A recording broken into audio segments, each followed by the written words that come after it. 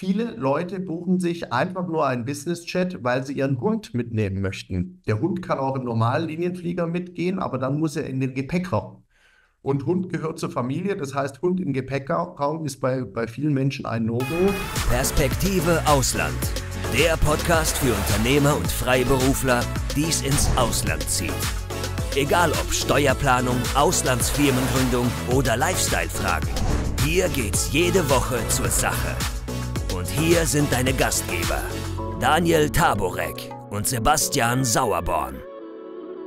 Heute in unserem Podcast wollen wir mal über ein ganz anderes Thema sprechen. Normalerweise sprechen wir jede Woche mit interessanten Menschen über interessante Länder, in die man zum Beispiel auswandern kann, Wohnsitz oder Business dahin verlegen kann.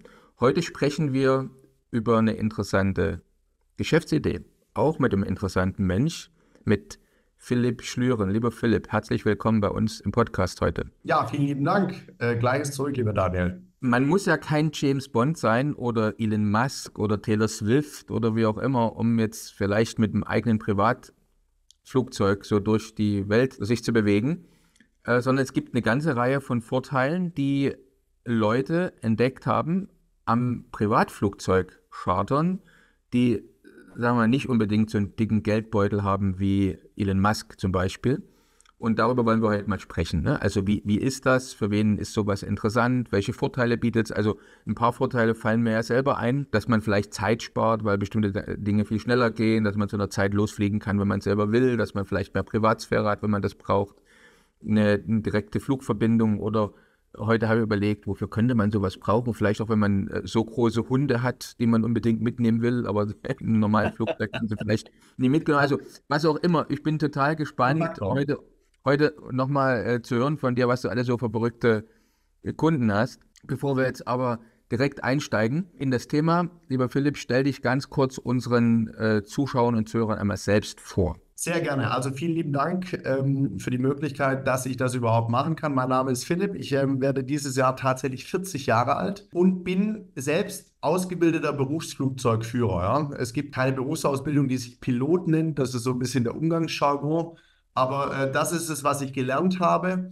Und mich hat es direkt in die Privatfliegerei, also in die Business-Jet-Fliegerei verschlagen. Das heißt, ich bin nie bei einer ganz normalen Linien-Airline geflogen, sondern immer bei Business-Jet-Charter-Airlines, weil wenn man einmal in diese Welt eingetaucht ist, möchte man eigentlich nirgends anders mehr hin. Und das gilt nicht nur für mich als ausführende Kraft, sondern das gilt vor allem auch für die Kunden und Passagiere, die wir mit diesem Fortbewegungsmittel befördern. Denn wenn ihr einmal die Experience gemacht habt, alle Personen, die du im Intro genannt hast, von Elon Musk über Taylor Swift und so weiter und so fort, fliegen ja mit Business-Jet nicht, weil es besonders luxuriös oder komfortabel ist oder weil man noch immer im Gedanken hat, dass da der Champagner fließt. Das sind ja alles sekundäre Geschichten, sondern man kommt mit dem Auto 10 Minuten vor seinem selbst festgelegten Abflugzeitpunkt an einem privaten Terminal an. Von Schließen Kofferraum bis zum Einstieg ins Flugzeug vergehen 10 Minuten und man kann losrollen. Es ist ja früher so gewesen, dass Zeit Geld ist, sagt man ja. Ich finde, heute passt das nicht mehr so ganz. Zeit ist natürlich immer noch Geld, aber Zeit ist gleichzeitig unser wertvollstes Gut heutzutage, ja. Jeder, der was arbeitet, tauscht eigentlich Zeit ein gegen Geld. Menschen wie Elon Musk sagen ja, wenn man zu viel arbeitet, hat man eigentlich keine Zeit mehr, Geld zu verdienen. Ja? Die Zeit ist also das, was wir jeden Tag behüten wollen, denn Zeit ist wertvoll investiert. Klar, wir können sie für produktives Wirtschaften nutzen. Wir verbringen sie aber auch gerne mit unseren Familien und Freunden und da ist sie halt unbezahlbar, ja? Weil die Kinder werden alt oder älter und irgendwann stellt man fest, man hat ein bisschen Zeit verloren. Und die kann man sich zum Beispiel im tagtäglichen Alltag mit einem Business-Jet ein bisschen zurückholen. Ja? Man kann morgens länger zu Hause bleiben oder noch im Büro, fliegt dann, obwohl man erst später unterwegs ist zum Flughafen, früher als mit einer Linienmaschine zu seinem Ziel, kann dort am Zielort länger bleiben, bei einem Geschäftstermin, bei Familien, Freunden und ist dann aber trotzdem auch wieder früher zu Hause. Also eigentlich Stand heute im Jahr 2024 kann man das als eine kleine Zeitmaschine ansehen, weil man sich einfach was einspart im Vergleich zum normalen Linienflug. Dieser Faktor neben einem ganz weiteren sehr entscheidenden, das ist die Sicherheit. Es gibt statistisch kein sichereres Fortbewegungsmittel als der private Businessjet. Das hat primär die Gründe, dass wir hier von sehr jungen Flugzeugen sprechen. Die werden sehr, sehr regelmäßig, kommen neue Modelle raus. Die Airlines sind natürlich darauf bedacht, immer die aktuellsten Modelle dem Kunden präsentieren zu können. Deswegen sprechen wir im Schnitt von circa 5 Jahre alten Maschinen. Wenn wir jetzt mit Lufthansa, Delta, American, you name it, welche Airline auch immer fliegen, dann sitzen wir teilweise in 20, 30, 40 Jahre alten Maschinen, ohne dass wir da ein Problem damit hätten. Aber es ist natürlich schon ein Unterschied, auch rein von der technischen Perspektive her. Und ganz großer Faktor, der heutzutage leider immer mehr auch in den Fokus tritt bei unseren Kunden, ist, dass wir eben bestimmen, wer sitzt in diesem Flugzeug. Also wir fliegen in einer hermetisch abgeriegelten Röhre über den Atlantik und wir bestimmen, wer in diesem Flugzeug sitzt, außer natürlich die Crew, die uns befördert. Aber ansonsten sind da eben keine 295 anderen Passagiere mit dabei. Und wir meiden große Menschenmengen, zum Beispiel am Terminal oder im Flughafen, was einfach ein zusätzlicher Sicherheitsfaktor ist. Also das sind so die Hauptkomponenten: Zeit, Sicherheit und ja, klar, es ist ein sehr luxuriöses Fortbewegungsmittel, das ist keine Frage, aber das ist eher der tertiäre Gedanke. Und so im allgemeinen Volksmund rückt das doch dann immer wieder in der Vorstellung gleich an den Anfang. Aber das ist gar nicht so der Fall, dass das eine dekadente Geschichte ist, sondern es ist eine sehr effiziente Art und Weise zu reisen. Du hast jetzt gesagt, du hast erzählt, dass du also mal, wie nennt sich das? Pilot nennt sich ja nie. Also Pilot sagen ja Kinder. Wie sagst du dazu? Das ist dann wie heißt das? Du hast ein anderes. Das ist eine Ausbildung zum Verkehrsflugzeugführer. Genau, Verkehrsflugzeugführer. Also du bist jetzt Verkehrsflugzeugführer. Und ich sage mal, als ich noch Kind war in der Schule, da hat die Hälfte der anderen Jungs in der Klasse gesagt, sie wollen Lokführer werden. Mhm. So, weil man mal in der Dampflok vorne drin rumgeklettert ist und wie auch immer. Also du wolltest also jetzt Pilot werden, beziehungsweise eben Verkehrsflugzeugführer. Jetzt trotzdem nochmal die Frage. Gibt ja, weißt du, wie viele Verkehrsflugzeugführer es gibt, zum Beispiel weltweit oder in Deutschland? Wie viele Piloten? Nee, das weißt du nicht. Wäre mal interessant, wir werden es mal recherchieren lassen und jetzt einblenden an der Stelle. Aber ja. Die kommen ja jetzt nie alle auf die Idee, so ein cooles Unternehmen zu gründen wie du, oder? Also du hast ja jetzt die Firma JetApp gegründet, bist Geschäftsführer dieser Firma und jetzt gibt es da keine Ahnung, wie viele 10.000, 100.000 Piloten da irgendwo auf der Welt, aber du bist jetzt derjenige, der diese Firma gegründet hat. Und mich interessiert und natürlich auch unsere Zuschauer und Zuhörer, also wie kommt man auf die Idee und warum sind die anderen nie auf die Idee gekommen? Warum ausgerechnet du? Das ist eine gute Frage. Da gibt es jetzt eine schöne Antwort drauf und eine ehrliche. Ja? Die schöne Antwort ist eben, dass die Buchung eines privaten Businessjets ein sehr fragmentiertes Ping-Pong-Geschäft ist. Man macht eine Anfrage, bekommt dann Angebote, sucht sein Flugzeug aus, sagt dann, das Flugzeug möchte ich buchen. Dann muss man im Hintergrund wieder prüfen, ist das Flugzeug überhaupt noch verfügbar? Falls ja, kann dann die Buchung abgeschlossen werden. Das heißt, es ist natürlich so, dass aus diesem sehr, sehr fragmentierten Tagesgeschäft durch Digitalisierung und einen, sag ich mal, tech-versierten Ansatz man ein schönes Geschäftsfeld hat, das man bedienen könnte. Das ist die schöne Antwort. Die wahrheitsgemäße Antwort ist, dass ich in meinem Tagesgeschäft als Pilot sehr, sehr viel unterwegs war. Das war toll. Ich habe sehr viele Länder dieser Welt kennenlernen dürfen, möchte auch keine Sekunde dieser Tätigkeit missen. Aber es ist so, dass man vor allem auf diesen Business-Jets ja immer mit dem Flugzeug reist. Das heißt, man geht nicht morgens zur Arbeit und kommt abends zurück zu seiner Familie an den Abendessenstisch, sondern man ist in der Regel auf diesen Business-Jets 2 Wochen on Duty mit dem Flugzeug unterwegs, fliegt von Auftrag zu Auftrag, von Kunde zu Kunde und ist dann 2 Wochen daheim. Das geht auch ein bisschen extremer. Man kann 1 Monat on sein, 1 Monat frei haben, 2 Monate on sein, 2 Monate frei haben. Klingt jetzt erstmal toll, 1 Monat frei, aber man ist ja vorher auch 1 Monat am Stück unterwegs. Und die wahrheitsgemäße Antwort ist, dass ich vor 7 Jahren Nachwuchs bekommen habe und gesagt habe, mit Kind und Familie macht dieser Lebensstil keinen großen Sinn. Ich wollte aber nicht auf die Linienfliegerei wechseln und ich komme ja aus Stuttgart, von Stuttgart nach Nizza fliegen und das 4-mal am Tag und abends wieder nach Hause kommen, das hätte mich zu wenig gereizt.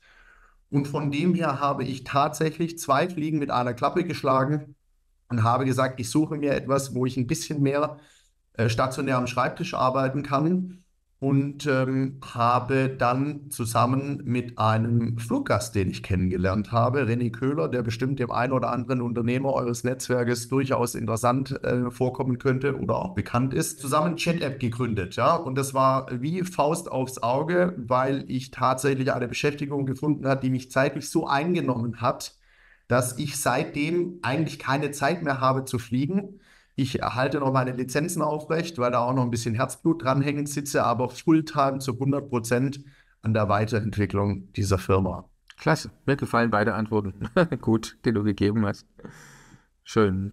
Jetzt ist es ja so, wir wollen jetzt keine Namen nennen, aber es gibt ja auch noch andere Anbieter, die auch sowas machen. Also es gibt ja Mitbewunderer, sagen wir mal, von euch, oder? Und was ist jetzt bei dir der große Unterschied, wo du sagst, das haben wir, weil du hast ja jetzt neu gegründet vor ein paar Jahren, also was habt ihr versucht anders und besser zu machen? Ja, also jetzt gegründet ist schon wieder ein bisschen zweischneidig, weil wir haben tatsächlich vor 4 Tagen 7-jähriges Firmenjubiläum gefeiert, am 20. April 2017 gegründet. Es ist tatsächlich so, mein Großvater hat immer gesagt, wenn man einen Geschäftsmarkt hat, das nur eine Firma umfasst, dann ist es sehr, sehr schwierig, da reinzukommen. Wenn man aber einen Geschäftsmarkt hat, der mehrere Firmen umfasst, dann kriegt man seinen Marktanteil schon ab, wenn man einen guten Service liefert, ja. Und deswegen ist es klar, dass wir Wettbewerber haben. Das ist auch gut so, weil wir leben hier in einem sehr, sehr schnell wachsenden Markt. Also allgemein die Nachfrage nach Mobilität steigt ungemein. Wir sind ja auch immer noch in einer globalisierten Welt, auch wenn es hier und da mal eine Pause gibt, momentan durch die Welt geschehen, wird das Ganze immer weiter vernetzt werden. Und das heißt, die Nachfrage nach Reisen hat man jetzt auch zum Beispiel durch die Corona-Pandemie ganz klar erkannt, zieht danach mehr an, als je abgeflacht ist. Und so wächst unser Markt auch mit. Ja? Um die Frage jetzt ganz konkret zu beantworten, das Ziel von ChatApp ist die höchstmögliche Automatisierung einer Privatchat-Buchung bei definitiv gewährleisteter 100%iger Kundenzufriedenheit. Und das ist auch ein Prozess, den wir erfahren mussten, denn 2017 haben wir gegründet und haben gesagt, wir wollen eine vollautomatisierte Buchungsplattform entwickeln und den Kunden anbieten. Und dann haben wir in dem dynamischen Prozess der Entwicklung und auch durch Try and Error im Tagesgeschäft erkannt, dass ein vollautomatisierter Buchungsprozess gar nicht im Sinne des Kunden ist. Denn wir haben hier gerade in unserem Feld so viele Modalitäten, wo wir nach links und nach rechts abweichen können. Viele Leute buchen sich einfach nur einen Business-Chat, weil sie ihren Hund mitnehmen möchten. Der Hund kann auch im normalen Linienflieger mitgehen, aber dann muss er in den Gepäckraum. Und Hund gehört zur Familie, das heißt, Hund im Gepäckraum ist bei vielen Menschen ein No-Go. Und deswegen buchen die sich einen Business-Jet. Die sagen, die würden auch mit der Linie von A nach B fliegen, aber dann können wir unseren Hund nicht mitnehmen. So fliegt der Hund bei uns an den Füßen mit. Und das ist der Grund, warum wir einen Business-Jet buchen. Das heißt, um die Frage abschließend zu beantworten, ist es so, dass wir uns den Anspruch genommen haben, wir wollen eine digitalisierte Buchung anbieten für den Kunden, der das möchte. Wir haben aber auch Kunden, die rufen uns ausschließlich übers Telefon an, geben uns ihre Anfrage über das Telefon oder übermitteln die Anfrage über das Telefon, werden dann zurückgerufen, nachdem wir die verfügbaren Flugzeuge geprüft haben und schließen dann ihre Buchung am Telefon ab. Das möchte der Kunde so. Kunde ist König. Kunde ist zu 100% zufrieden, in dem Fall ohne Digitalisierung. Es gibt andere Kunden, die sagen, ich wünsche eine Kommunikation ausschließlich durch WhatsApp, Threema, Signal. Es gibt ja zig verschiedene Messenger-Dienste. Ja? Es gibt andere Kunden, das sind dann meistens vielleicht eher Geschäftskunden, die sagen, ich möchte ausschließlich über E-Mail korrespondieren. Und es gibt andere Kunden, die sagen, schick mir doch bitte einen Link und ich möchte voll digitalisiert mich durch die Buchung klicken, wie bei Booking.com. Und wir haben jetzt eben den Anspruch, dass wir die höchstmögliche Automatisierung anbieten, die für den jeweiligen Kunden zu einer 100%igen Kundenzufriedenheit führt. Und das ist gar nicht so einfach. Also da hilft uns KI natürlich ein bisschen, weil wir sehr viele Daten sammeln können, die die Kunden auch gerne an uns weitergeben, weil ich eben dann weiß, wenn der Daniel Taboik bei uns einen Business-Chat bucht, dann mag der gerne Birchermüsli mit frischer Birne. Und das ist eine tolle Information, die unsere KI sammelt und im Kundenprofil anlegt. Aber es ist ausgeschlossen, dass der komplette Buchungsprozess zu 100% digital abläuft, weil wir dadurch viele Kunden in ihrer Zufriedenheit einschränken würden. Okay, klasse. Jetzt muss ich den Sebastian mal fragen. Sebastian, du sprichst da jeden Tag mit Mandanten und zu unseren Mandanten gehören ja eigentlich schon eine ganze Reihe von Mandanten, die sich das eigentlich leisten können, ne? Auch so Privatchat zu chartern. Erzähl mal, was du da so alles schon gehört und erlebt hast aus deiner Erfahrung mit unseren Mandanten. Ja, also absolut. Wir haben natürlich auch viele Mandanten, die mit dem Jet fliegen, wenn sich's anbietet, ganz klar. Ja, ich glaube, die Gründe, die hier genannt wurden, sind die gleichen Gründe, die auch die Mandanten bewegen. Also zum einen natürlich mal Komfort oder auch spezielle Wünsche zu haben wie den Hund, aber eben auch jetzt hier, um große Menschenmassen zu vermeiden und hier direkt letztlich dann sofort an die Maschine gefahren zu werden mit dem Auto, sind da sicherlich die wichtigsten Gründe dafür. Und zumal natürlich man sagen kann, okay, wenn ich jetzt sowieso in einer Gruppe fliege von, sage ich jetzt mal, 6, 7 Leuten und die würden jetzt alle Business Class fliegen oder so, dann ist der Preisunterschied vielleicht auch gar nicht mehr so groß dann am Ende, ja, wie wenn ich jetzt hier Linie oder sowas fliegen würde. Kommt natürlich immer auf die Distanz an. Klar. Was vielleicht auch ganz interessant für euch ist, weil ihr jetzt sagt, eure Mandanten in dem Fall, der Begriff Business Jet ist eigentlich auch veraltet, denn der moderne Passagier befindet sich eigentlich eher im Bereich Leisure, also die Mischung aus Business und Leisure. Deswegen sagt man auch heute eigentlich Privatflugzeug, ja, oder Private Jet statt den Business Jet, denn es ist tatsächlich statistisch 50-50. 50% der Flugbewegungen haben geschäftlichen Hintergrund und 50% der Flugbewegungen sind ganz privater Natur.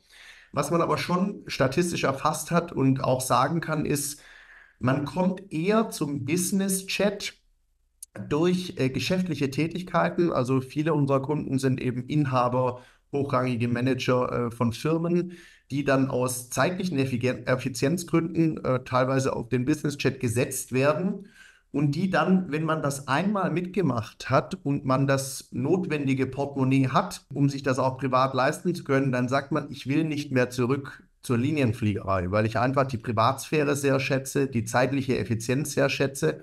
Und dann gönne ich mir auch diesen Luxus eines Privatfluges privat in Urlaub oder zu familiären Veranstaltungen, obwohl ich reingerutscht eher über den Business-Part bin. Ich hatte mal eine Zeit lang, als ich in der Schweiz noch wohnte, hatte ich dann mehrfach in Krakau zu tun. Und da gibt es ja diesen kleinen Flughafen in Friedrichshafen. Und war total interessant. Ich war irgendwie ganz häufig der Einzige, der von Friedrichshafen nach Krakau geflogen ist. Und da hatte ich auch so dieses Feeling eines Privatflugzeugs, weil ich war der Einzige in einem kleinen Flugzeug, keine Ahnung, links 8 Sitzplätze, rechts 8 Sitzplätze, oder irgend sowas. So ein kleines Flugzeug. Und da kam immer die Pilotin, die zweite, kam dann mit so einem Körbchen zu mir vor. Und da war da so ein kleines Körbchen, war da so ein bisschen was zu essen, zu trinken, eine kleine Flasche Champagner drin. Also ich habe sonst noch nie bei dir was gebucht, oder? Aber ist schon ein schönes Erlebnis. Aber jetzt nochmal, wie kann ich mir das vorstellen, der Buchungsprozess, ich denke, das ist auch für unsere Zuschauer, Zuhörer sehr, sehr wichtig. Also wenn ich jetzt zum Beispiel sage, mir fällt gerade ein, oder kriege einen Anruf, ich würde gerne vielleicht heute Abend noch oder morgen, wie auch immer, was weiß ich, muss ich mal nach Nizza oder nach Cannes. Wie lange dauert das jetzt, bis ich das Flugzeug gebucht habe bei euch? Also wenn ich jetzt, und wie läuft das? Kannst du vielleicht mal praktisch so beschreiben? Ja, also passiert? wie ich gerade einhergehend sagte, es gibt halt sehr, sehr viele verschiedene Wege. Wenn du schon mal bei uns gebucht hast, dann kann es sein, du schreibst uns eine WhatsApp und sagst, du hast dann quasi eine WhatsApp-Gruppe. Dort sind dir zugeteilte Sales Agents in der Gruppe drin, so dass wir immer eine 24/7 Verfügbarkeit gewährleisten. Das heißt, du kannst uns auch bei Nacht um 3 anrufen, weil wir wissen ja nicht, wo auf der Welt du gerade beim Mittagessen sitzt, eventuell, wenn es bei uns nachts um 3 bist. Von dem Zeitpunkt, in dem du in die Gruppe reinschreibst, liebes Chattab-Team, ich sollte heute noch jetzt nehmen wir mal ein wildes Beispiel, von Nürnberg nach Palma, dann ist es so, dass wir in der Regel 3 Stunden brauchen, bis du im Flugzeug sitzt. Bis du im Flugzeug sitzt oder auf dem Weg zu deiner Destination. Immer abhängig von Flugzeugverfügbarkeiten logischerweise, von Flughafenöffnungszeiten. Ich sagte gerade Nürnberg, Palma, weil beides 24-Stunden-Airports sind. Das heißt, da könnten wir auch nachts um 12 losfliegen. Und du bist eigentlich, ja, also du kannst eigentlich eine WhatsApp schreiben und kannst dich auf den Weg zum Flughafen machen. Das ist unser eigener Anspruch auch. Ja? Und das ist ja auch das Tolle an dieser Art Fortbewegungsmittel. Du gehst zu einem Geschäftstermin. Der Geschäftstermin dauert ungeplant 3 Stunden länger, als es in deinem eigenen Terminkalender steht. Kein Problem.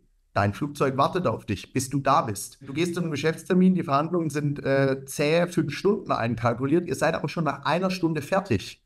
Ihr ruft uns an, wenn ihr aus dem Termin rauslauft und das Flugzeug ist abflugbereit, wenn ihr am Flughafen wieder ankommt. Ihr habt einen Flug gebucht für 4 Passagiere und müsst aber kurzfristig 3 Geschäftspartner mitnehmen oder den Lebensgefährten von der Tochter. Kein Problem, dann melden wir die auf dem Weg zum Flughafen mit an. Ihr sagt, ihr habt eigentlich einen Flug gebucht von A nach B, braucht aber einen Zwischenstopp. Kein Problem, auf dem Weg zum Flughafen können wir den mit einplanen. Und das ist halt all das, was bei einer normalen Linienflugverbindung, wo gar nicht dran zu denken ist, dass es überhaupt in der Theorie möglich wäre. Und das sind ganz klar die Attribute eines Privatfluges. Ja. Und Philipp, wie ist denn das also standardmäßig, wenn man jetzt zum Beispiel bei euch bucht man immer letztlich Hin- und Rückflug, oder ist es typischerweise, dass man sagt, ich buche jetzt nur einen Hinflug und dann 2 Wochen später zurück, oder was machen die, was wird meistens so gemacht bei euch? Nein, tatsächlich, also ihr bucht immer das ganze Flugzeug, das ist ganz wichtig. Auch viele Menschen fragen dann, haben wir denn da noch andere Passagiere drin oder können wir uns den Jet irgendwie teilen? Die Attribute eines Privatfluges sind ja, dass wir von einem Flughafen eurer Wahl zu einem Flughafen eurer Wahl an einem Zeitpunkt eurer Wahl fliegen. Das heißt, wenn da andere Passagiere mit involviert werden, müssten wir ja wieder warten, weil die eventuell im Stau stehen. Das macht keinen Sinn. Ihr bucht immer das komplette Flugzeug für euch. Je nach Bedürfnis wird nur ein One-Way, Flugstrecke von A nach B, oder ein Roundtrip eben wieder zurück nach A gebucht. Denn es ist so, das Ganze könnt ihr euch vorstellen wie in einer großen Spedition mit vielen LKWs. Es kann durchaus sein, dass es Sinn macht, im frühen Vorfeld einen Flug hin und zurück zu buchen, weil man sich dann einen guten Preis sichert. Ja, jetzt bucht man 3 Monate vorher. Das heißt, die Auftragsbücher der Airlines für dieses spezielle Flugzeug sind noch relativ leer. Und die Airline macht einfach einen guten Preis, weil sie die Auftragsbücher füllen möchte. Es kann aber auch sein, dass das Beispiel von Daniel, wo er sagte, Mensch, ich möchte heute Abend vielleicht noch nach Nizza, dass er vielleicht einen super guten Preis kriegt heute Abend nach Nizza, weil eben ein Flug in der Umgebung seines gewünschten Abflugsorts, ein Flugzeug, es sowieso auf die Balearen runter muss und sagt, dann nehme ich doch lieber den Passagier und den Auftrag jetzt noch mit nach Nizza. Perfekt für mich, liegt auf dem Weg. Und ich mache hier jetzt einen phänomenal günstigen Preis, in Anführungsstrichen, der so gar nicht auf dem Markt im Vorfeld mit einer frühen Buchung realisierbar gewesen wäre. Das heißt, um deine Frage zu beantworten, gibt es Leute, die hier taktieren und sagen, ich gehe jetzt 3 Wochen in Urlaub, ich buche aber erstmal kurzfristig nur den Hinflug und schaue dann mal, beziehungsweise übergebe natürlich dann JetApp den Auftrag, jeden Tag den Markt zu screenen, ob es denn einen passenden Rückflug, der dann auch wieder nur One-Way gebucht wird, zur Verfügung gibt. Das kann super funktionieren, es kann aber auch nach hinten losgehen, weil eben die Flugzeuge dann sehr, sehr gut ausgelastet sind. Und am Ende zahlt man dann ein bisschen einen teureren Preis, als hätte man im Vorfeld beide Flüge gebucht. Also es ist immer ein dünnes Schwert und beides könnte sich lohnend auszahlen. Und deswegen machen es Kunden so und so. Wenn wir jetzt mal hier also jetzt so Beispielpreise anschauen, zum Beispiel jetzt für so eine bekannte Strecke, wo du vielleicht auch im Kopf so ungefähr weißt, also die verschiedenen Optionen sind abhängig von Flugzeugtyp. Ja. Weiß jetzt ich, Frankfurt, Mallorca. Ich weiß nicht, ob das jetzt eine typische Strecke ist. Aber also es kommt natürlich immer darauf an, wie viele Passagiere fliegen. Ich sage jetzt mal, sagen wir mal, wir sind zu 4, ja, wir haben jetzt nicht wahnsinnig viel Gepäck und so, und da habe ich ja dann wahrscheinlich viele Optionen, weil es dann viele verschiedene Flugzeuge. Ich habe mir natürlich eure Website auch angeschaut und da habe ich die verschiedenen Flugzeugtypen gesehen, die da zur Verfügung stehen. Also ich glaube so 4 bis 6 ist so das Kleinste und auch jetzt natürlich nicht so eine lange Strecke, ja, also sondern jetzt habe ich mal bewusst das gängigste gesagt von der Personenanzahl. Und Frankfurt-Palma geht irgendwo los bei 8.000 bis 10.000 Euro. Ja? Für einen Flug, ja? Ein Flug, genau. Und das wäre jetzt das wäre dann eine Propellermaschine, oder was wäre das für ein Flug? Nee, das wäre dann schon ein Jet. Also die kleinste Kategorie ist tatsächlich eine Propellermaschine. Vorne sitzen immer 2 Berufspiloten drin, die den ganzen Tag nichts anderes machen, als diese Maschinen von A nach B fliegen. Da gibt es keinen Unterschied zwischen den einzelnen Flugzeugklassen. Dann geht es über die Turbopropellermaschine. Ihr könnt euch vorstellen, für diejenigen, die sich technisch ein bisschen auskennen, der Propeller wird angetrieben über einen ganz normalen Kolbenmotor. Ja? Und die nächstgrößere Kategorie ist dann ein Turbopropeller. Also vorne ist immer noch ein Propeller dran, wird aber angetrieben durch mittlerweile schon eine Turbine, wie im Düsenflugzeug auch. Ja? Und dann gibt es, ich langweile euch jetzt nicht mit den einzelnen Fachbegriffen, vom kleinen Jet gibt es dann 8 weitere Kategorien bis zum richtig großen Jet, der nennt sich dann Ultra Long Range Jet.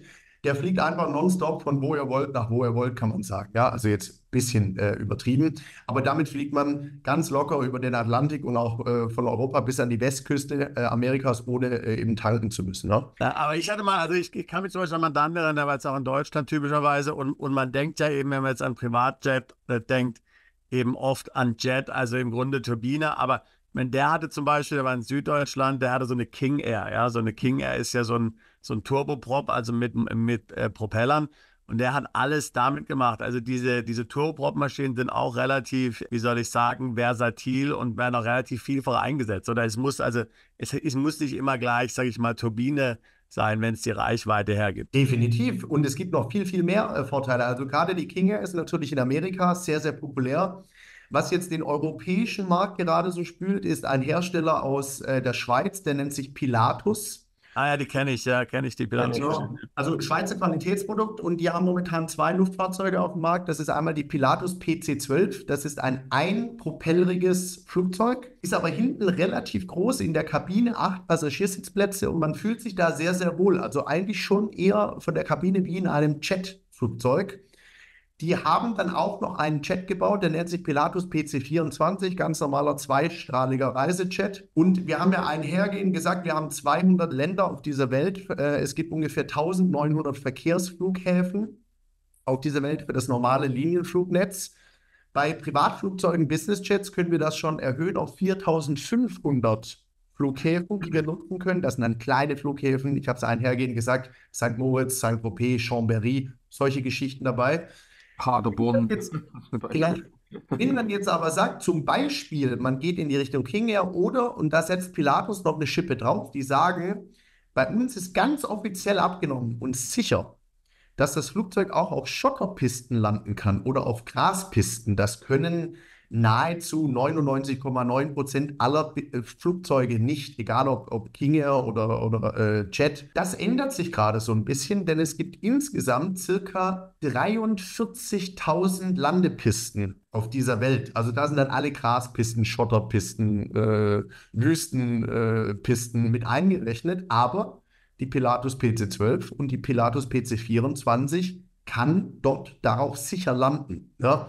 Und deswegen, um auf deine Anmerkung einzugehen, ist es so, dass wir sogar viele Kunden haben, die sagen, ich fliege nach La Mole, Saint-Tropez, da ist die Landebahn sehr, sehr kurz, deswegen fliegt das eigentlich auch keine normale Linienmaschine an. Und ich kann da zwar mit einem privaten Business-Jet-Flugzeug hinfliegen, wenn dann der Wind aber ein bisschen günstig kommt, dann kann der Jet dort nicht landen und muss dann eben auch nach Nizza, wie die normalen Linienmaschinen.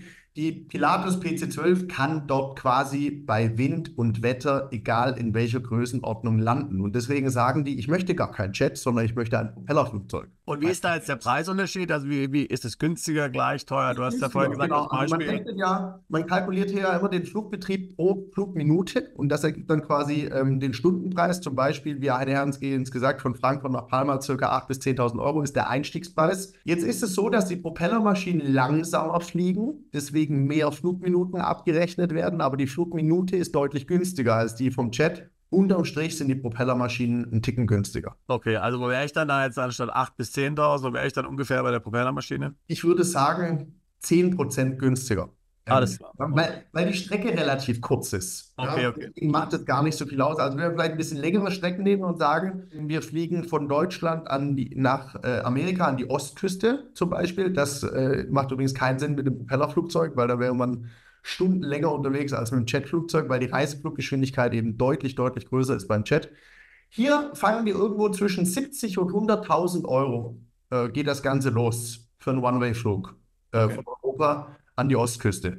Wenn man sagt, man bewegt sich, nur dass ihr so ein Bild kriegt, von innerhalb Amerikas, von New York nach Miami zum Beispiel und wieder zurück nach New York, geht das Ganze los ab circa 25.000 bis 30.000 US-Dollar.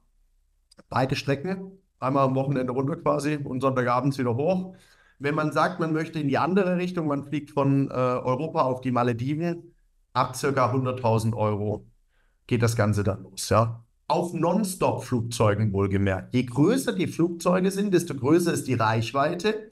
Was viele unserer Kunden machen, die sagen, ich habe alle Vorteile eines Privatfluges, ich möchte aber nicht die größte und teuerste Maschine, die vielleicht meine Reichweite erfordert.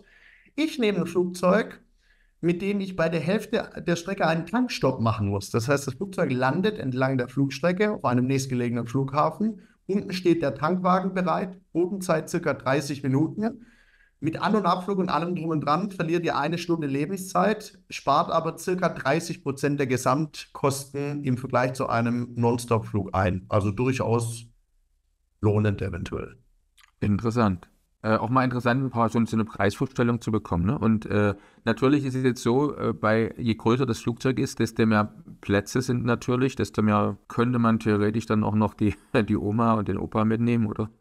Ja, wobei auch da, dass ihr euch vielleicht so ein Gefühl verschaffen könnt. Wir alle kennen wahrscheinlich Flieger wie zum Beispiel von Lufthansa Cityline betrieben, die also zwischen den Städten hoppen. Das ist ein sogenannter Canadair Regional Jet. Das ist so die kleinste Lufthansa-Maschine, die rumfliegt. Die fassen 70 bis 90 Passagiere auf einer Strecke von Warschau nach Hamburg als Beispiel. Ja?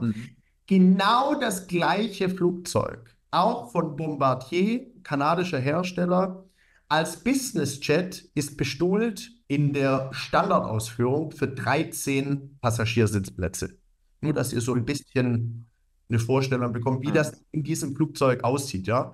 Wenn man hochgeht, wir haben jetzt gerade eine große Afrika-Tournee. Da hat einer unserer Kunden einen privaten VIP-Airliner, nennt sich das, gebucht. Das sind also richtig große Flugzeuge, die eben aber auf VIP-Bestuhlung umgemünzt sind. Und es gibt in diesen Flugzeugen Schlafzimmer mit Bad en suite. Es gibt Konferenzräume, es gibt Aufenthaltsräume. Also es ist dann wirklich so, dass das Ganze einen Lebensraum darstellt quasi. Ja? Weil man einfach sagt, ich erinnere mich ganz am Anfang auf dein Intro, Taylor Swift und ähnliche Klientel könnten ja ihre Welttourneen gar nicht machen mit einer normalen Linienflugverbindung. Das wäre gar nicht möglich, weil es zeitlich gar nicht stattfinden könnte und weil sie von den Örtlichkeiten gar nicht angebunden sind. Also hier ist es nicht so, dass es ein purer Luxus ist, sondern es ist eine Notwendigkeit. Also viele Geschäfte auf dieser Welt könnten nicht getätigt werden ohne einen Privatjet. Ist klar. Jetzt hängt natürlich jetzt die Qualität vom Qualität, Quantität, also wie gesagt, die Breite eures Angebots wirklich davon ab, dass ihr auch alle Daten in eurer Plattform drin habt, kann ich mir vorstellen. Ich meine, was nützt mir es, wenn ich da irgendwo eine Suche absetze? Und ihr könnt in dem Sinn natürlich eben nicht wirklich auf alle verfügbaren Flugzeuge zugreifen. Das wäre meine erste Frage. Wie stellt ihr das sicher? Oder wie kann man sich das vorstellen? Habt ihr wirklich alle drin? Habt ihr 80% der verfügbaren Flugzeuge drin? Und dann nochmal eine andere Sache. Du hast vor uns immer von Airlines gesprochen. Also diese Flugzeuge, die bei euch jetzt da im Angebot sind, sind da auch Privatpersonen dabei, also irgendwie so ein Privatpilot, der sagt, ich habe jetzt ein eigenes Flugzeug gekauft und ich biete das jetzt meinen Job, ich biete das an, oder stecken da immer große Airlines nur dahinter? Das wäre noch Also es ist ganz klar, um beide Fragen in einem Schlag zu beantworten, wir sind angeschlossen an jedes kommerziell operierte Business-Jet-Flugzeug. Das heißt, es gibt natürlich zigtausende Flugzeuge, an die wir nicht angeschlossen sind, die nur in privater Nutzung sind. Also wenn du jetzt sagst, mir gehört ein Flugzeug und ich fliege dort mit meinen Geschäftsterminen oder privat, aber ich stelle dieses Flugzeug nicht dem Chartermarkt zur Verfügung, dann sind wir da logischerweise nicht angeschlossen. Alles andere haben wir abgedeckt eben über unsere Software und über API-Schnittstellen. Wie gesagt, wir sind relativ technikbasiert, über die wir quasi in Echtzeit die Rückläuferantwort des jeweiligen Flugzeugs erhalten. Bin ich verfügbar für deine Fluganfrage? Passt das in meinen Plan rein? Wie kristallisiert sich der Preis und so weiter und so fort? Alle Flugzeuge, die wir unseren Kunden anbieten, sind durch die jeweilige Landesluftfahrtbehörde zertifiziert, abgenommen und unter strengster Überwachung im täglichen Betrieb. In Deutschland ist das Luftfahrtbundesamt, in Amerika ist es die FAA, Federal Aviation Administration und so weiter und so fort. Jedes nationale Gebiet hat seine eigene Landesluftfahrtbehörde. Die haben die Gewalt der Kontrolle, die Flugzeuge quasi zu kontrollieren, und um das aufrechterhalten zu können, dürfen diese Flugzeuge nur kommerziell verchartert werden, wenn sie in einem sogenannten AOC fliegen, Airline Operator Certificate. Das ist die Airline, von der ich gesprochen habe. Es gibt hier keine Grenzen. Es kann eine Airline geben, die hat nur ein Flugzeug. Okay. Das gibt es, viele.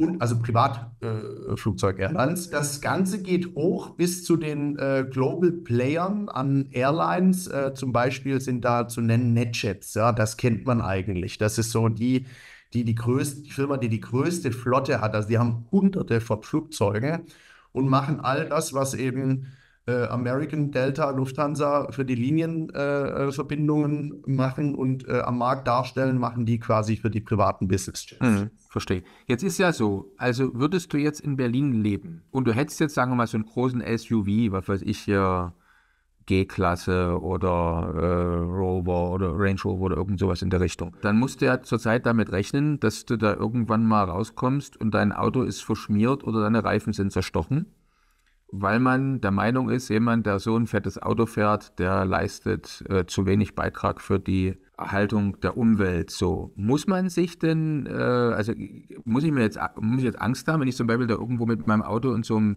Gate reinfahre beim Flughafen, wo die ganzen Privatflieger da so reinfahren, dass dort auch mal irgendwelche Leute sind und jetzt da, keine Ahnung, mir irgendwelche Probleme machen? Also es ist ja sozusagen, wird ja von einigen als unredlich bezeichnet, wenn man da so mit Privatflugzeug durch die Gegend fliegt und so weiter und so fort. Mein Fußabdruck, mein ökologischer könnte schlecht sein. Also jetzt überzeug uns mal oder die Zuschauer und Zuhörer, dass du eigentlich, also zumindest überzeugen, also du sollst ja nicht überzeugen, du sollst die Wahrheit sagen. Genau, ich wollte gerade sagen, es hat quasi gar nichts mit Überzeugung zu tun, sondern das Thema ist wirklich was mir auch sehr am Herzen liegt, weil ich möchte ja in dieser Branche bleiben. Ja? Und diese Branche, das habe ich vorher auch schon in Bezug auf Sicherheit gesagt, ist sehr, sehr modern. Das heißt, die allgemeine Fliegerei, aber gerade unsere Nischenbranche, die der privaten Fliegerei, wird mit jedem Tag, kann man jetzt ein bisschen überspitzt sagen, nachhaltiger. Ja? Bedingt durch die stets modernste Weiterentwicklung von den Flugzeugen an sich eben, ja, mit den modernsten Antriebstechnologien. Man kann sich das ein bisschen vorstellen wie im Autosegment, ja. Wer den alten Diesel fährt oder, weil das mit den modernen SUVs passt meiner Meinung nach gar nicht so. Ich kenne diese Story aus Freiburg, wo sie mal kurz alle Reifen zersprochen haben. Aber es ist ja so, dass diese SUVs heutzutage sehr, sehr nachhaltig zum Teil da sind. Also da kann man auch ein kleines Fahrzeug haben, das dann einen alten Dieselmotor verbaut hat und einen deutlich größeren Fußabdruck hinterlässt, wenn man damit von A nach B fliegt. Der Branche ist dieser Faktor Umweltschutz, Nachhaltigkeit, Ökologie natürlich sehr, sehr bewusst. Und deswegen verdrängt diesen auch keiner, sondern deswegen sind da alle sehr, sehr open-minded. Das Ziel ist, dass wir hier in diesem Markt, und das ist auch, es gibt zum Beispiel eine jährliche große Private Aviation Messe, die nennt sich eBase und findet jedes Jahr in Genf statt. Und dort ist mittlerweile nicht mehr das größte Thema, was sind die tollsten Flugzeuge, was ist das neueste Modell, sondern hier geht es ganz klar um die Nachhaltigkeit und die Antriebstechnologien. Und da kann ich nur sagen, messt mich bitte, wir haben jetzt 2024, messt mich da an meinen eigenen Worten. Dort wird so viel passieren in dieser Branche in den nächsten Jahren, weil wir eben hier als Brancheninterne eine riesen Chance für uns sehen. Und zwar nicht, um irgendjemanden zu überzeugen, dass Fliegen gar nicht so schlimm ist, sondern um tatsächlich hier eine Trendwende hervorzurufen als eine Art Vorreiterrolle, wo wir sagen, unsere kleine Nische der privaten Luftfahrt, die wird als erstes CO2-neutral werden. Das ist das große Ziel der gesamten Branche. Und der Riesenvorteil, den wir hier haben, ist, dass wir nicht 80 Euro oder 80 Dollar Tickets verkaufen für einen Flug von A nach B, sondern wir sind ja schon eher in der kostspieligeren Klientel unterwegs. Was machen wir ganz konkret? Für jeden Flug, den ihr bei JetApp bucht, werdet ihr gefragt, ob ihr euren CO2-Fußabdruck kompensieren möchtet. Da gibt es Programme, das nennt sich, unser Kooperationspartner zum Beispiel nennt sich Atmosphäre, hinten FAIR geschrieben. Und hier können wir auch wieder über eine Systemschnittstelle quasi genau den CO2-Ausstoß vorhersehen bei Buchung, der dieser Flugbuchung zugrunde liegen wird. Und dann wirst du gefragt, möchtest du deinen CO2-Ausstoß kompensieren, ja oder nein? Das wird sehr, sehr gut angenommen von unseren Kunden. Nicht alle machen das, aber viele, viele machen das. Einfach auch nicht, um irgendjemand was zu zeigen, sondern einfach des eigenen Gewissens mäßige. Dass man sagt, man kompensiert bereits diesen Flug. Was wir dann zusätzlich noch machen, ist, dass wir uns an diversen Projekten beteiligen, um hier eben ein bisschen einen Ausgleich zu schaffen. Das ist aber nur das Klein-Klein, was heute stattfindet. Von was ich spreche und das wir natürlich machen und das uns auch sehr wichtig ist.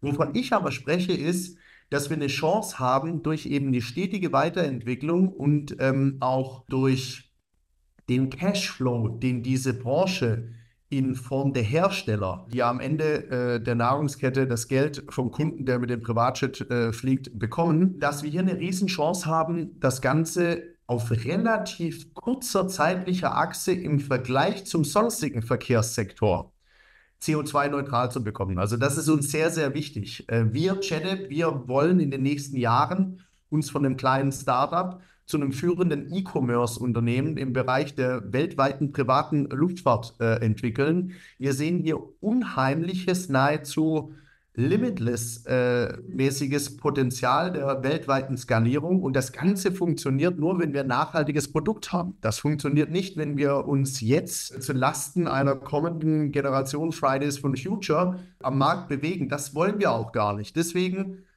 nehmen wir das Thema sehr, sehr ernst und ich bin da auch tatsächlich bisher sehr von positiven Erfahrungen in Gesprächen, vor allem mit jüngeren Leuten. Jetzt bin ich selber noch relativ junges Baujahr, werde dieses Jahr 40 Jahre alt, aber es ist ja trotzdem jetzt eher ein Thema, das immer wieder von der jüngeren Generation angestoßen wird und dann auch sehr, sehr provokant. Das sind auch die, die Reifen zerstechen oder die, die irgendwelche Flugzeuge beschmieren. Und wenn man mal wirklich in das Gespräch reingeht und sagt, ja, wir können jetzt aufhören, bei Amazon zu bestellen. Das gilt aber für alle drei hier von uns und für jeden unserer Zuhörer heute. Wir können kein Paket mehr bestellen. Wir können unsere Kinder nur noch mit dem Fahrrad oder zu Fuß in den Kindergarten und zur Schule bringen. Wir können nicht mehr in Urlaub fliegen und dann werden wir natürlich auch kein Privatjet mehr nutzen. Wenn wir all das machen wollen, was könnten wir für Lebensmittel nicht mehr essen, weil sie mit dem Flugzeug gebracht werden oder weil sie selber einen sehr, sehr hohen CO2-Abdruck haben? Wenn wir also all das abstellen und aufhören zu leben, dann sollten wir auch keinen privaten Businessjet mehr buchen. Wenn wir aber sagen, wir wollen weiterleben, und ich glaube, das ist im Sinne der Menschheit, dann müssen wir gucken, dass wir alles nachhaltig gestalten. Und ich bin mir sehr sicher, gerade in Bezug, stellt euch vor, was noch kommen wird in unbemannten Drohnen und solchen Geschichten. Ja? Ob die Elektrotechnik die Zukunftsantriebstechnologie ist oder nicht, sei völlig dahingestellt. Das müssen wir jetzt nicht erörtern. Aber es wird in Zukunft, und da spreche ich von naher Zukunft, nicht von Dekaden, Antriebstechnologie geben, die CO2-neutral sind. Und von dem her würde ich sagen, lasst uns weiter bei Amazon bestellen, lasst uns weiter das Essen essen, das uns schmeckt und gut tut, lasst uns weiter in den Urlaub fliegen, lasst uns weiter unser Privatjet-Wirtschaftsfeld nach vorne bringen, aber lasst uns das Ganze so schnell wie möglich nachhaltig machen und den Fußabdruck reduzieren. Und das gilt ja für jedes Geschäftsfeld dieser Erde. Ja, Sebastian, stimmst du dem zu? Ja, absolut, klar. Also ich meine, das ist sicher, wenn schon, dann muss man konsequent sein. Ne? Schön. Also, wir sind mit unserer Sendezeit jetzt langsam am Ende. Eine kurze Frage, kurze Antwort. Deiner Firma oder deiner Dienstleistung in der Pandemiezeit, wie war denn das da eigentlich? Wurde da mehr nachgefragt oder eher weniger nachgefragt? Ja, wir waren unplanmäßig ein kleiner Krisennutzer, kann man sagen. Ja. Denn es war ja so, plötzlich war Corona, keiner mehr durfte fliegen, keiner mehr wollte fliegen, weil alle Angst hatten, die Welt geht jetzt unter. Was haben alle Airlines gemacht? Sie haben alle Piloten entlassen, haben alle Strecken dicht gemacht, weil ihr müsst euch vorstellen, das teuerste an so einem Flugzeug ist nicht der Anschaffungspreis, der sehr, sehr teuer ist, sondern das ist der Unterhalt.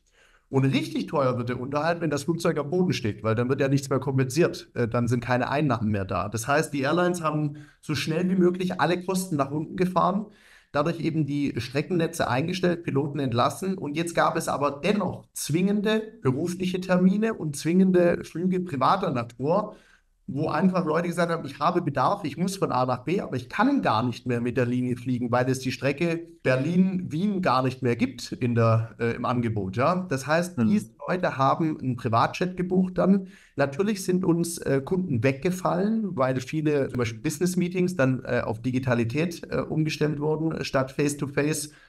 Viele Urlaubsflüge haben nicht stattgefunden, aber wir haben eben diese notwendigen Flüge dazu bekommen.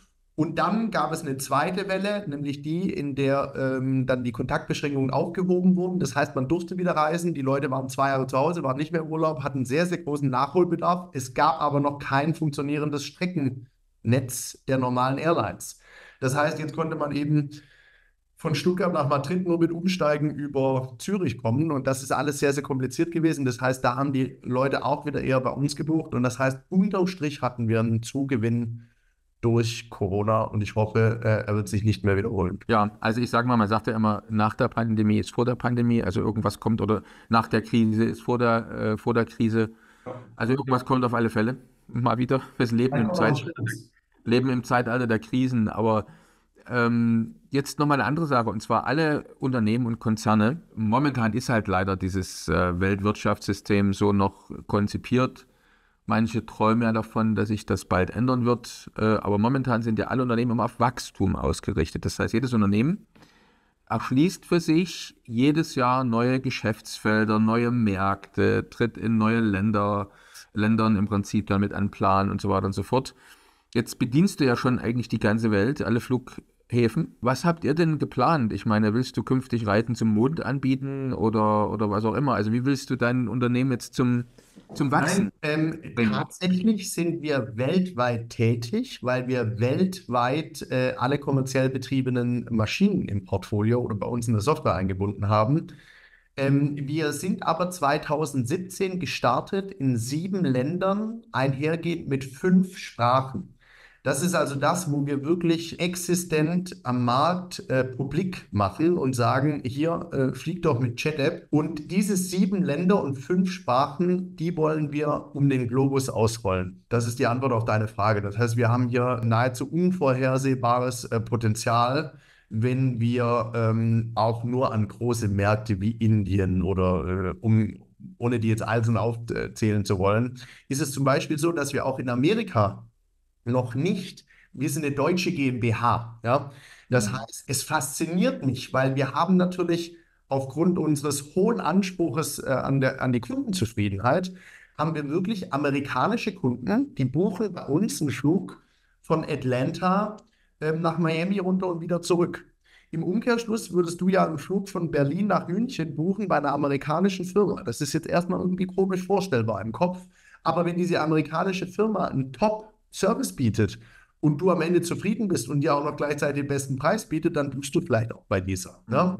Und das haben wir aber bisher nur, und das ist ja ein tolles Zeichen für uns, durch Weiterempfehlung, weil wir nicht aktiv zum Beispiel in den USA werben, Stand heute. Das wollen wir ändern. Das heißt, wir haben jetzt einfach in einer Art, seit Gründung 2017 und dann natürlich eine ganz, ganz lange Projektphase, in der wir diesen sehr, sehr hohen Kapitalaufwand, den wir einhergehend investiert haben in unsere JetApp, den haben wir jetzt feinjustiert und können das Ganze jetzt ausrollen um den Globus. Das ist unser Ziel. Also wir wollen tatsächlich hier in der Branche richtig Gas geben und wollen viele, viele zufriedene Kunden weltweit generieren. Klingt interessant, klingt gut. Dann kann man nur wünschen, dass auch einige unserer Zuschauer und Zuhörer heute künftig dann auch eure Kunden werden und euch sozusagen dann bei der Weiterentwicklung eurer Märkte und beim Wachsen eurer Firma auch weiterhelfen können, wobei ihr natürlich eben doch einiges für die Kunden tut dann. Über die Vorteile haben wir am Anfang schon gesprochen, ne? Die höhere Lebensqualität, Zeit sparen und so weiter und so fort und natürlich auch... Also ich muss vielleicht eine Warnung aussprechen zum Abschluss. Ja. Wenn man einmal in diesem Business-Chat drin saß, dann wird es schwer, wieder auf die normale Linie umzuschwenken. Das muss einfach bewusst sein. Da ist ein kleiner Suchtfaktor, ist da vorhanden. Ist natürlich jetzt ein bisschen scherzhaft ausgedrückt, weil die Vorteile doch so überwiegen, dass man dann sagt, wann immer es möglich ist und wann immer es finanziell Sinn macht, wird man mit Sicherheit wieder privat fliegen und nicht auf die Linie ausweichen. Ja. Also ich habe es, wie gesagt, ich habe selber noch nie im Privatflugzeug gesessen. Nur hatte nur, wie gesagt, das Feeling, was ich eingangs erzählte, bei meinen Flügen nach Krakau, weil ich da so ein kleines Flugzeug immer oder häufig für mich alleine hatte. Sozusagen habe ich immer gedacht, so könnte es ungefähr sein. Aber ich habe mal eine Zeit lang in einem Land gelebt, wo ich einen Privatchauffeur hatte. Im Prinzip so fast 24 Stunden am Tag, 7 Tage. Da hätte ich mir auch nie vorstellen können, aber da gewöhnt man sich auch ganz, ganz schnell dran. Ne? Also früher habe ich auch gedacht, ich muss selber mein Auto fahren und braucht das. Aber das ist schon so ein Komfort dann wieder aufzugeben, wenn man sich daran gewöhnt hat, ist bestimmt schwer. Aber ist ein gutes Beispiel von dir, denn jeder normale Mensch würde jetzt sagen, Privatchauffeur brauche ich nicht, weil ich fahre gerne selber von A nach B. Also das ist auch mein erster Gedanke. Ja? Naja. Genauso könnte man natürlich sagen, Privatjet brauche ich nicht. Ich kann auch mit der Linie von A nach B. Es ist aber was anderes. Wenn du da mal was drin sahst und dann eben die Komponenten aus zeitlicher Effizienz, dem Sicherheitsaspekt und dem Komfort hast, dann ist es doch ein unschlagbares Gebilde. Ja. Und in dem Land, muss ich dazu sagen, wo ich damals gewohnt habe, da war es auch ein Sicherheitsaspekt, weil so viele Verkehrstote und Verkehr, also selber fahren, lebensgefährlich. Das war so mit einer der Hauptgründe. Aber es ist schon interessant. Ne? Also eure Webseite werden wir jetzt einblenden und mit Zuschauer und Zuhörer sehen, wie sie mit dir in Kontakt treten können. Gibt es noch irgendein so ein Schlussmessage, so eine Nachricht, so eine Botschaft an Zuschauer und Zuhörer, dein Statement, dein letztes, das du gerne Also, das Statement ist, wenn ihr einen Privatjet ausprobieren wollt, bucht den über JetApp. Ich denke mal, da könnt ihr keinen Fehler machen. Jeder kocht hier mit dem gleichen Wasser, in Anführungsstrichen. Ja. Wir versuchen einfach, diese Produkte, die wir haben, in einem bestmöglichen Service zu verpacken. Und ich denke mal, das ist das, was uns auszeichnet. Das ist auch wirklich das Direktkundenfeedback, das wir erhalten. Deswegen auch hier nicht nur die Website www.jetapp.com, sondern gerne auch die Handynummer rausgeben, die ich dir mitgeteilt habe. Dann sind die Leute sofort in der Möglichkeit, über WhatsApp zu kommunizieren, anzurufen.